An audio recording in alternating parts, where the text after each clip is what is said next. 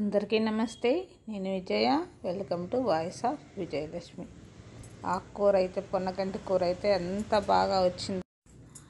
వారానికి ఒకసారి అయితే కంపల్సరీగా వచ్చేస్తుందండి నాకు. ఇప్పుడు ఆకుకూర కొద్దిగా వానలు పడుతున్నాయి కదా, ఈ వీడియోలో నేను వాన కూడా వీడియో తీశాను, వర్షం కూడా. ఈ దోస మొక్కలన్నీ వాటికై అవి వచ్చినాయి, అవే మొలిచాయి. గంగవాయిలు అయితే ఎన్నిసార్లు కోసానో దీంట్లో, చూసారా ఎంత ఫ్రెష్గా ఉందో. వాన వచ్చేటట్టుంది కాబట్టి గబగబా కోస్తున్నాను. కరెక్ట్గా నాది కొయ్యడం అంతా అయిపోయిందో లేదో వాన వచ్చేసింది. ఇది సమ్మర్లో మాత్రమే వస్తుందంట, చాలా మంచిది కూడా అంటారు ఆకుకూర. అసలు ఆకుకూరలు అయితే బెస్ట్ అండి, వారానికి ఒకసారి కోసుకోవచ్చు. ఈ టమోటాలు కానీ వంకాయలు కానీ మొక్క వేసాక కాపు రావడానికి మనకు కనీసం 2 నెలలన్నా పడుతుంది కదా. ఈ 2 నెలల్లో ఇదైతే 7-8 సార్లు కోసేసుకోవచ్చు. అంటే అవి కూడా ఉండాలి, కానీ ఇదైతే సిలోని బచ్చలి. ఈ ఒలుచుకున్నాక ఈ పొన్నగంటి కాడలు నాటితే మళ్ళీ వచ్చేసింది ఇది. కాకపోతే ఇది మళ్ళీ తర్వాత కోస్తాను. ఇట్లా ముదురు కాడలు నాటాలి, మనం కట్ చేసుకున్నాక వచ్చేస్తుంది అన్నమాట. ఇక పైకి వెళ్దాము.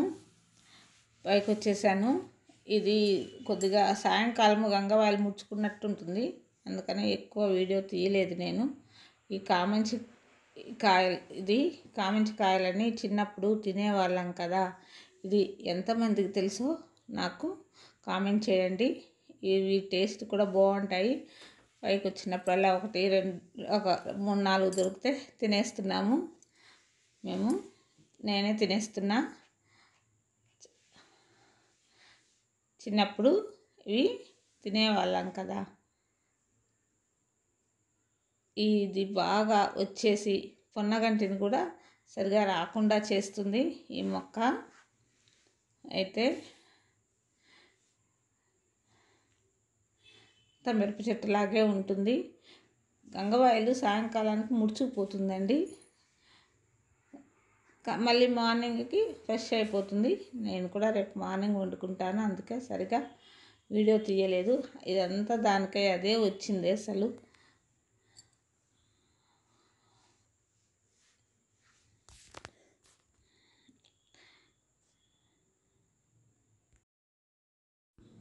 మనము మంచి వాటర్తో పెంచుకోవచ్చు అన్నమాట. చూసారా ఎలా గడ్డి కనుక ఎంత ఫాస్ట్ పెరుగుద్దో అంత బాగా పెరిగింది ఇది.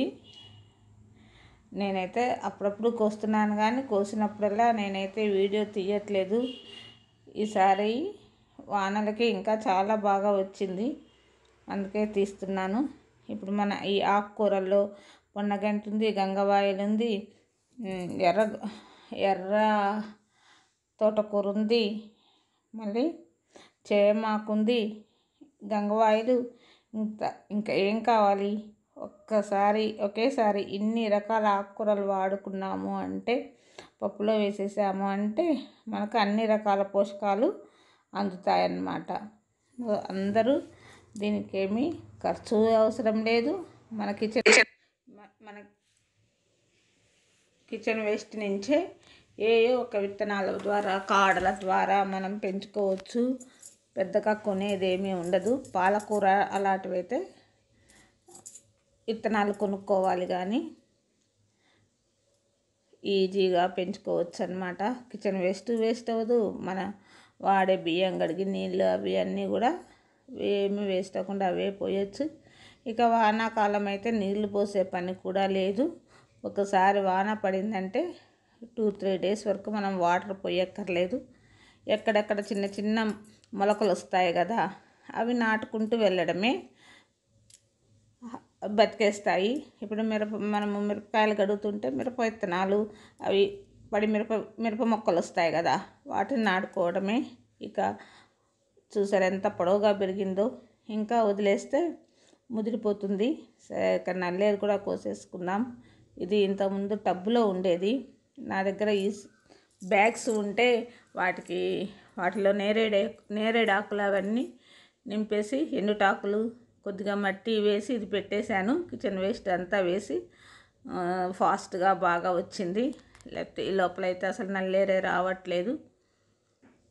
అంతా ఇవన్నీ మెడిసినల్ వాల్యూస్ ఉన్నవి కదా, మన హెల్త్కి బాగా ఉపయోగపడతాయి. ఇక పాదులు అయితే ఏవేవో వచ్చాయి కానీ అవి ఏం పాదులో నాకు తెలియవు.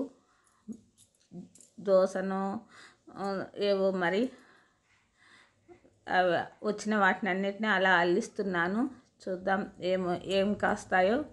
ఒకసారి వచ్చాయంటే ఇంకా ఆ విత్తనాల ద్వారానే మళ్ళీ మనం పండించుకోవచ్చు. వంకాయ కూడా కొద్దిగా పువ్వు వస్తుంది, ఇంకా కాస్తాయేమో చూడాలి. ఈ పనికిరాని ఈ టైర్లలో ఎన్నిసార్లు కోసానో నేను నల్లేరైతే. చాలా ఈజీగా పెంచుకోవచ్చండి.